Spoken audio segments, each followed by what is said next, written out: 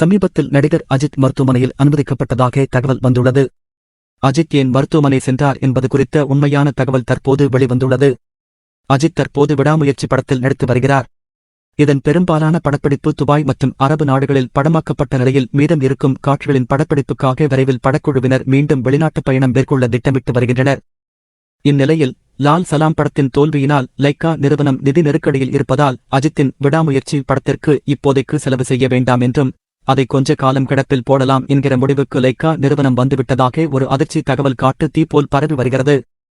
ஷங்கர் இயக்கத்தில் கமல்ஹாசன் நடித்த இந்தியன் 2 திரைப்படம் இதைப் போலவே சர்ச்சையை கிளப்பிய நிலையில் சில ஆண்டுகள் லைகா சுபாஸ்கரன் அந்த படத்தை கிடப்பில் போட்டு வைத்தார்.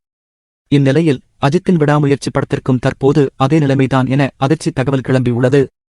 இந்நிலையில் இந்த வதந்திகளுக்கு முற்றுப்புள்ளி வைக்கும் வகையில் தற்போது சூப்பரான ஒரு அப்டேட் கிடைத்துள்ளது.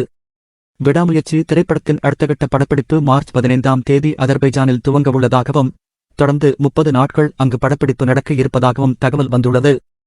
படப்பிடிப்பிற்காக அஜித் வெளிநாடு செல்ல இருப்பதால் வெளிநாட்டு படப்பிடிப்பில் பங்கேற்க உடல் தகுதிச் சான்று பெற அதன் பரிசோதனைக்காக அஜித் மருத்துவமனை சென்றதாக தகவல்கள் தெரிவிக்கின்றன. தற்போது உடல் பரிசோதனை முடிந்த நிலையில் அஜித் பூரண உடல் நலத்துடன் வீடு திரும்பி உள்ளதாக நம்பத்தகுந்த வட்டாரங்களில் இருந்து ஒரு தகவல் கிடைத்துள்ளது. எனினும் இந்த தகவல் குறித்து அதிகாரப்பூர்வ அறிவிப்பு எதுவும் இதுவரை வெளியிடப்படவில்லை.